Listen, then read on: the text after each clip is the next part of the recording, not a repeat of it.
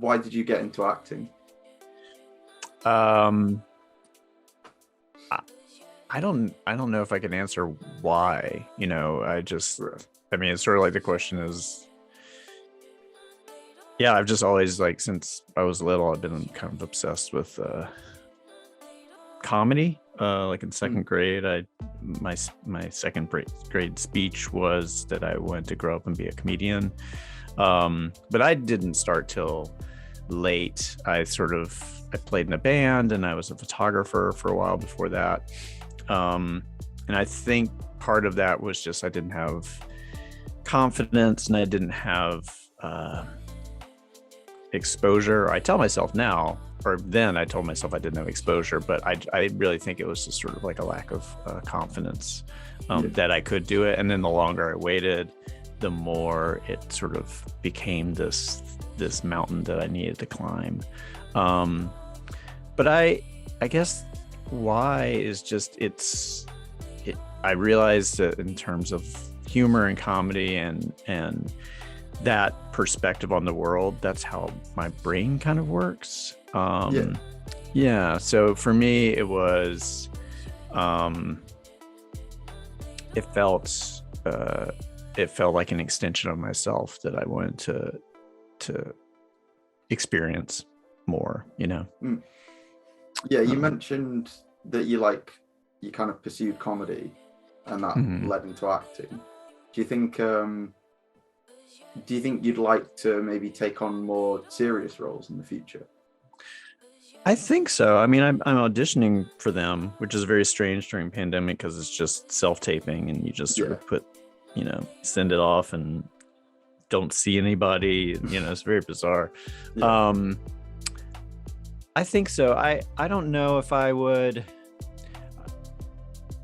I've asked myself, like, would I be happy if I got cast on a drama series or something? And I don't know if existing in that headspace for a prolonged period would be good for me. I don't know. I feel like I need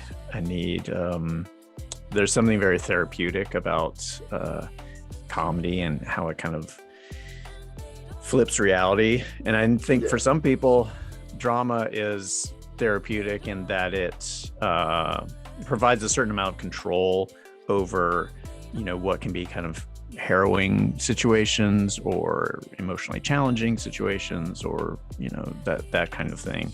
But for my personality, I think I do better when, like, the control I exert through comedy is to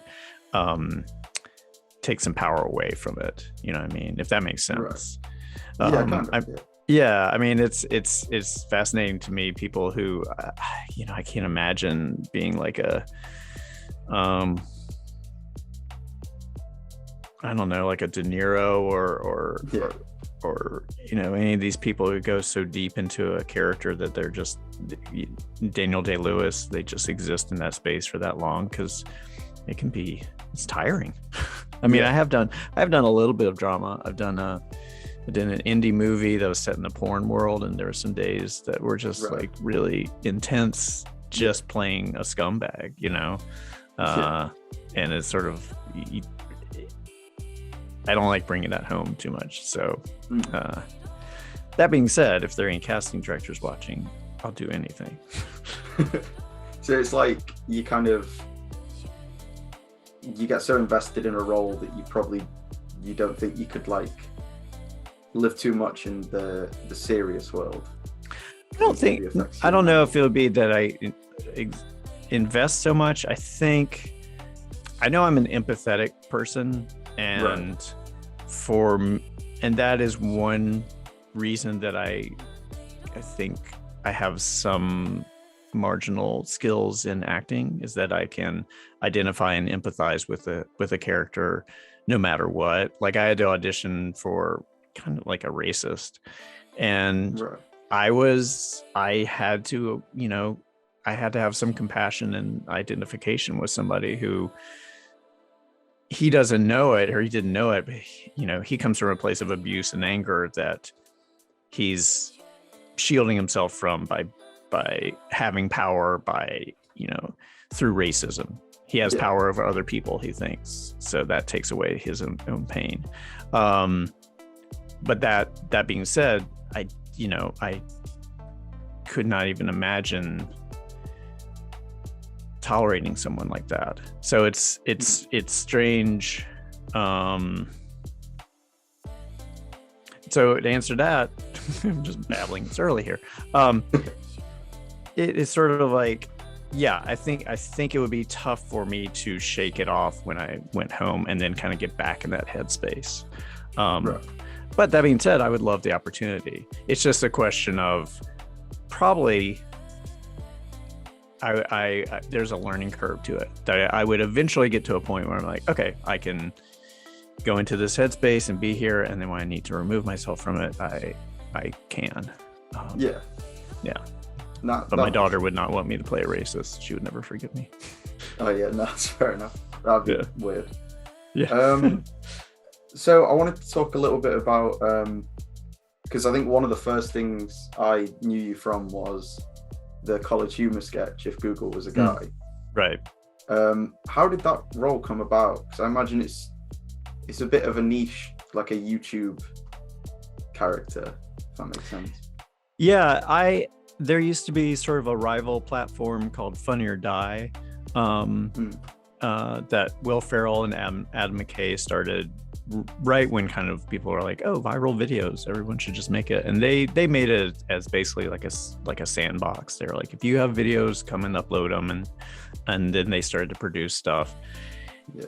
And I think some people from College Humor were aware of stuff I was doing for Funny or Die, or they were just aware of my affiliation with this theater called Upright Citizens Brigade Theater that started in New York and then had a location in Los Angeles. But really, they just asked me to do it, and I really don't know how they knew of me. But it's a brilliantly simple conceit that really had some legs, apparently. Yeah. Well, I was going to ask, did you think it would be as popular as it was? No. And still I forget that it's as popular as it is because I don't exist very much in sort of in the internet space. So that's one of those things I've done that people know me from, and I'm always like, oh right, I forgot that is a quantity, it's some product that I've put out that they would be familiar with and not familiar with a bunch of other stuff that I've done. Yeah. So it always gets recommended to me like at least like 3 times a year. Oh, that's so strange. At one point, I guess they were they were starting to franchise it. Like they wanted to do one in India and one in some Eastern Bloc country. Like they wanted to have their own. Yeah. I don't know if anything ever took off from it. And we were going to do another round of them right before pandemic hit. So we did 3 animated versions of it, but they didn't blow up as much as the first ones. Probably because they wanted to see the real product. You know what I mean? Obviously, you've got a massive career in the acting world, and you've worked with a lot of like A-listy type actors, like Seth Rogen. Do you ever find it quite intimidating, or do you maybe get starstruck? Not in terms of comedy, for some reason. Comedy is a great equalizer for me, and and I find, I mean, going back to sort of the difference between doing comedy and drama is I understand and experience the same kind of like enthusiasm and giddiness that even an A-lister will have for a dumb, funny scene. And that's very, a willingness for everyone to kind of like either be silly or support a silly situation is very disarming. You know what I mean? Right. And I think where I've been intimidated was like I worked with Hugh Laurie on House very early on before I really had any skills in my estimation. And, and he came from comedy too, but he had sort of pivoted over to doing drama at that point. And I was very intimidated just because I was in over my head a little bit. Right. But he was also very kind and cool, so I've never I'm trying to think if there's anyone that I've really been sort of I don't know what to do with, and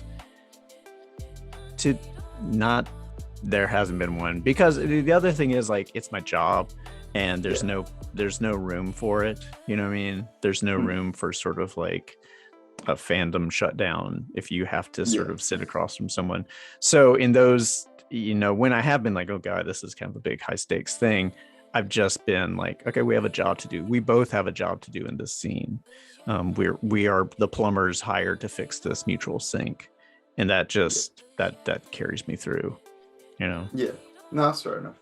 But I mean, really, I haven't encountered anyone who's like a a bit of a monster. Oddly, the most sort of like off-putting, disrespectful person I've encountered was a former network news anchor that I had to had to work with for a variety show. So I was like, all right, what? Okay, Tom Brokaw, to name names. Do you have a way of dealing with people you might not get on with? For me, I just leave them alone and try not to get into it with them. Not to say like if it turns against me, that I won't sort of express my boundaries, but it's one of those things of, it's not my job to handle this other person. That's what producers and directors and first ADs are there to kind of like keep the peace, if the peace is not there. But like I said, I really haven't had any lines crossed. There was one time that I was working on a multicam, and the lead of the show, I said something funny. I improvised a funny line during rehearsal, and I got a laugh, and he didn't like that I got a laugh, and so he playfully hit me with his script, and I just said, like, don't do that. That's not cool. And I made another joke and got another laugh, and he did it again, and I had to do it through sort of like a joke, like, hey man, that's not cool. But the second time I was like, hey man, seriously, don't hit me with your script. I know you're just playing around, but don't do it. And he was like, whatever. And he didn't pay me any attention. But if I had swallowed it and just been like, okay, you can hit me with your script, I would have been very disappointed in myself. So that's good that you said something. Yeah. But most people are, I don't know, you hear stories, but I kind of feel like that time of sort of like bad behavior is gone, more and more. The toleration for that is gone. You were recently in Always Sunny. Mm-hmm. What was that like? Was it kind of maybe a little bit frightening to join a show it's on its 15th season? Not really. I mean, I had auditioned for them for a while, and truth be told, when this audition came, I was like, I've auditioned for them so many times, they know what I can do. I did it anyway, but I did it with a certain, like, I was kind of telling myself, I was like, I think this is the last time. Like, I'm right. I feel like I'm a known quantity to the degree, like, what I could do with this. But it wasn't really, it wasn't intimidating. The only thing, I mean, honestly, the thing that was most intimidating was coming out of pandemic lockdown and putting myself in a work situation was very unnerving, because I've been, I've just been locked down a lot. I passed on a lot of jobs just because I didn't want to risk anything. And it's interesting. I mean, any guest star situation, you're coming into a world that's already been established, and so they all know what they're doing and you have to kind of figure it out, or it's a new situation and everybody's kind of nervous that they're still figuring out what their world is, so you can't mess it up too. But I mean, for that role, it was listening to them talk and then kind of like giving facial reactions. Yeah, true. And then waiting to, the very last shot that I did was like me exploding. Yeah. And that's all I wanted to do, was to get to that point. So that's fair enough. But yeah, everybody's cool. Danny DeVito was super sweet, down to earth. I knew Glenn from another movie, like this indie that we had done before. So it didn't sort of feel like I was coming into, to some established, place of reverence. I was like, yeah, I know some of these people. So that's good. Yeah. You mentioned that you were in lockdown for a while and you maybe passed on a few jobs. Was it difficult to kind of get back into the flow of things, like when you started work again? Yes, and it still is, honestly. Because the theater that I mentioned, Upright Citizens Brigade Theater, I've been performing at that improv theater for 22, 23 years. And I was doing a show or two shows a week for 20 or 23 years. And that just went away. So for me, there's been a huge loss of just the opportunity to perform. And so I've been out of flow and out of connection with that part of myself. Yeah. And yeah, it's strange. Even if, even if on film I come off as like, yeah, you did it. You did what they needed you to do. I internally felt and feel a little stiff and rickety. Yeah. So I'm trying to figure out how to work around that. I thankfully got, I still do voiceover stuff. So done that during pandemic, but that sometimes can be such a quick, 1 hour of work. You don't really get to sort of engage with it. So yeah, it's tough. It still is, and then the other thing is, I'm older and I'm an older white dude, and so I'm rightfully there's a shift to sort of open up casting in different directions, and I'm all for that. But it also sort of with that happening, I'm like, I have to be aware that I might still be doing the job that I've always done, but they just might be going in a different direction. So that's beyond my control. But after coming out of pandemic, it's sort of like, wait, what happened? Where did I go? I think it's kind of similar for, just even like socially, it's just a bit weird to be back out there, like meeting people. No, there's a learning curve to small talk, to being in the presence of other people, for more than 10 minutes, maybe. Yeah. I basically have seen my girlfriend, my daughter, and my ex-wife. Those are the 4 people that I've seen for the past 2 years. And then occasionally some other people, here and there. Lots of Zoom interactions, but it's definitely not the same. Not to take anything away from this. This is great. No. But you're also in England, so it's unfeasible. Yeah, fair. Yeah. So you mentioned voice acting, and obviously you played Regular Sized Rudy in Bob's Burgers. Do you prefer voice acting, or do you enjoy it? I love it. I don't prefer it, but I love it. I don't prefer it, but I really do love it. One of my goals has been to, I developed and pitched an animated series during pandemic with Bento Box, the people who do Bob's Burgers, and it didn't flesh out, but I would love an opportunity to, play a character on an animated series and just sort of like really get into it, like in a prolonged sense, instead of, guest starring, which is awesome, but it would be cool to be like, all right, let's really get into a world. The benefits of it is like, You don't got to dress up. You don't have to worry about Yeah. what you look like, any of that stuff. And that's fantastic. But there's something more interactive about on-camera acting.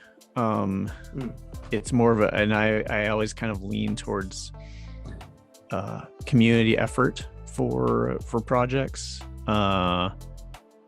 There's something, and I guess the accountability is like, you have to be aware that even if someone else is talking, that you have to react to them and stay engaged in the scene, and you have to be, accountable for how you look and, that kind of thing. So I think, but the downside of acting is like, it can be very time consuming and honestly kind of time wasting. There's a lot of time of being on set and just waiting around to go do your thing. Oh, right.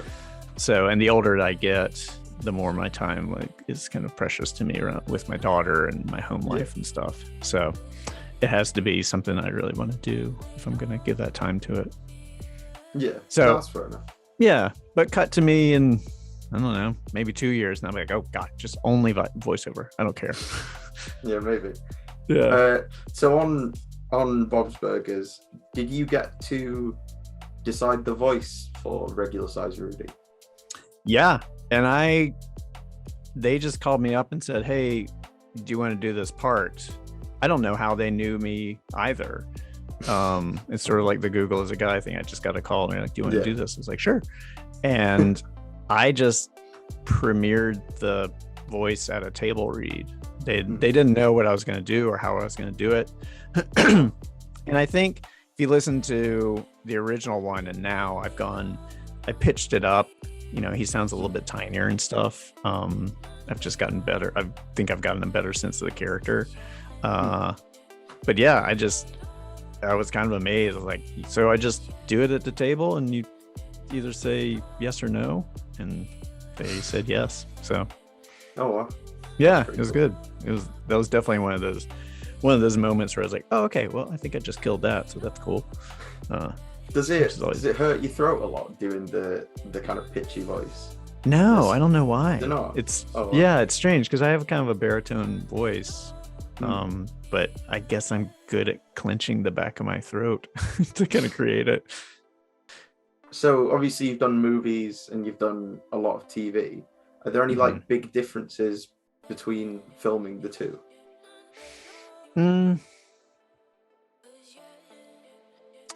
I think when you're doing a movie, you're doing one story, right. And the investment in that one story, it's much more focused and much more, I guess it's sort of like there's an end point that they know they're getting to. On a TV series, it can sometimes feel like this train just keeps on moving, and this is what we're doing this week, and move on to the next thing next week. So it doesn't, not to say it's not as important, but it can have a little bit of a vibe of like, they're like, yeah, all right, cool, we did that, onwards on a TV show. And I think with a movie, it can feel more like a sprint, and then a TV series can feel like a marathon, right. In the sense of like, we got to pace ourselves because we got a lot of territory to cover on a TV series. At one point I went and met with the people from The Office, and it was way in the, it was like when Carell was leaving and it had been on for a while. Yeah. And I was like, how's it going? And they're like, we're tired. We're so tired. They're just like very candid that they're just like, oh God, I mean, we're doing it, but man, it is a lot of work. Yeah. Oh, that's fair enough. So there's less like technical differences and just more like like you said, like the length of I think work, so. I mean, it's also, it depends on the show. If I'm doing, I don't know, New Girl versus This Is the End. you know, New Girl is like there's less money involved, there's less sort of like stakes involved, I guess.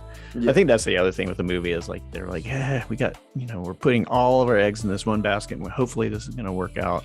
With a TV show, by that point it's already sort of off and running, so they just have to maintain the product that they've created.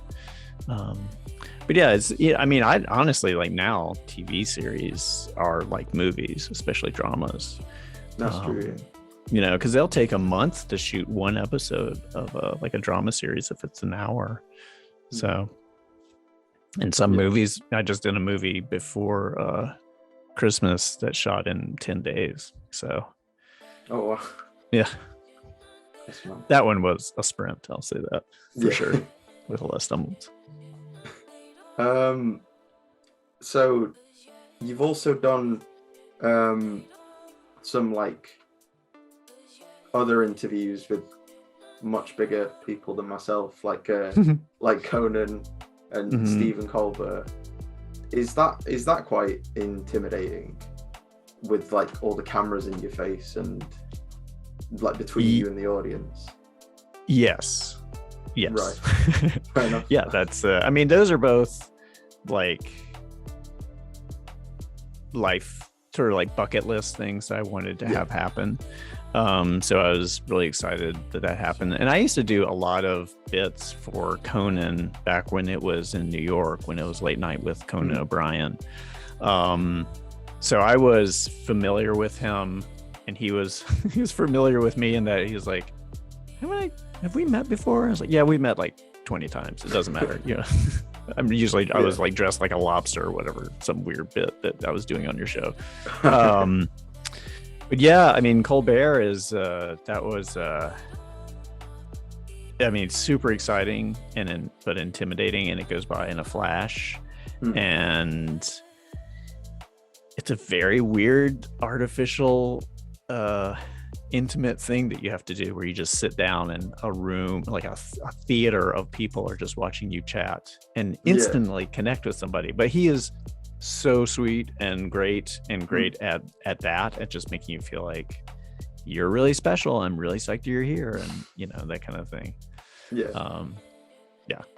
Is there maybe an element of acting on their part, like, as in right, maybe more animated on screen? Yeah, of course. I mean, if you think about it, they're doing the same thing 5 nights a week with 2 to 3 people each night. So yeah, they're hosting. You know, it's the same. It's like a hostess at a restaurant plays a role, or an MC at a show plays a role. You are there to get the audience excited for someone maybe who they don't know. You know, because I kind of assumed at least 90% of that audience was like, who's this guy? I've seen him and stuff. I don't know who this guy is. And so, you know, it's their job to kind of be like, to get them interested and get them involved. And it's interesting to me that because he comes from an improv theater, you know, he did The Daily Show. He did Strangers with Candy. Like, he's an adept comedic actor. And for him to pivot into this sort of like pop culture TV show host was really interesting. But he's done it in such a way that he's maintained his own voice and integrity, especially in the fact that he's taken this kind of like established, you know, network show, and he still is able to express his progressive views in the monologues and stuff. I think it's really impressive. So yeah, I mean, of all of them, I feel like he might not be playing a role as much, right? But I'm sure there is a certain amount of just like, yeah, great, I'm super excited you're here. I did like afterwards. I like thanked him and stuff, and it was clear that he's just like he wanted to go home. Oh, Not in a dismissive way, but I caught him in the hallway. He's like, "Thank you, that meant so much." He's like, "Oh, I'm so happy you're here. It's so great to see you." And he took off. Fair enough. Yeah, I'd probably be the same way. I guess it's a weird experience because as a viewer, you just, like you said, you just see the two of you chatting. But on the other side of that, like you said, there's a theatre full of people and cameras everywhere. So yeah, and to sort of peer behind the curtain a little bit, I got that because I hired a publicist who said he has this Adult Swim TV special that's coming out, Mr. Neighbor's House 2, that he wants to promote. He knew that I was on Veep, and I had them remind him that I had done a bit on The Daily Show years ago. And so it was just, it's a thing that's sort of like, it's not that they like go and like, you know what, I'd really love to chat with Brian Huskey. It's a series of publicists who are like, hey, we need to promote this. Can he come on and talk about it? But they present it in such a way of just like dropping by. We love to see him for no reason. But it's always in the interest of like selling a product. So acting, I think most of the time probably entails a lot of traveling. What's that like being away from your family, or maybe if it's just for a small role, what's that like? Sometimes it's great, sometimes it's, right.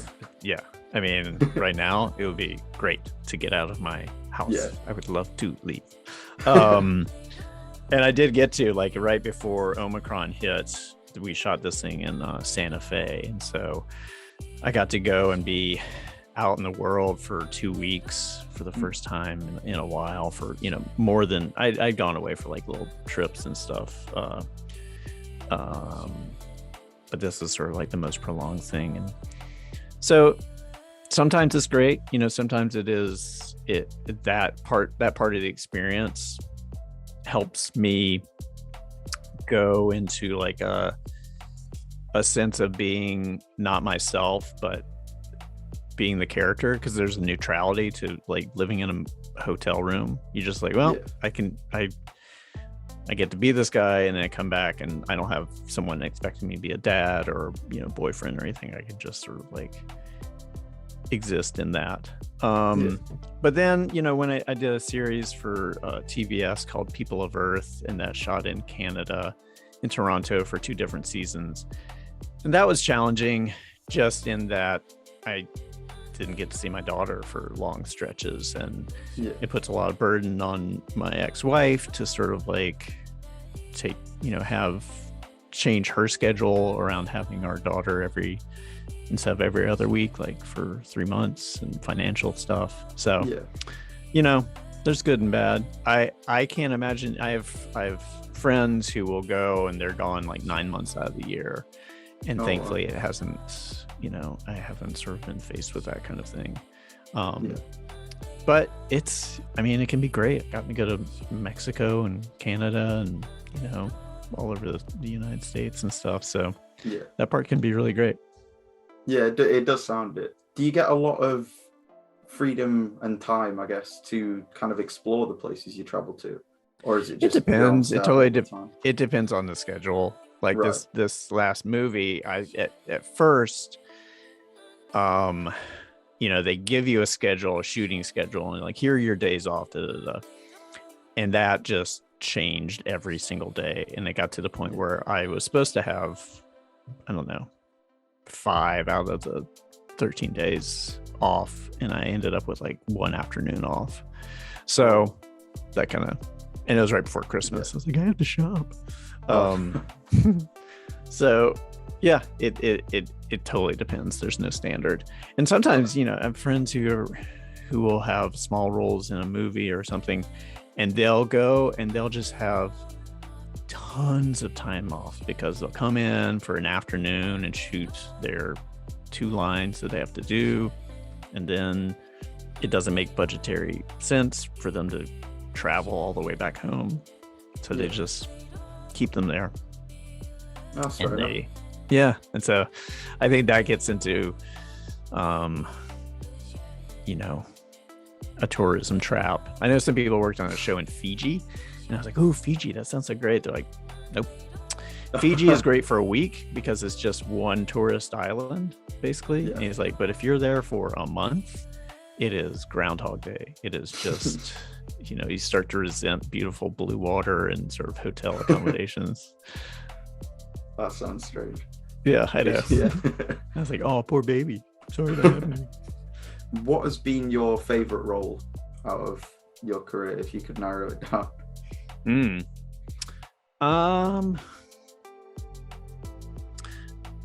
Well, I loved playing Richard Schultz on People of Earth because, one of my goals was to be a series regular, and it was really great to just get to play one character for a while and kind of be given different circumstances to play that character in.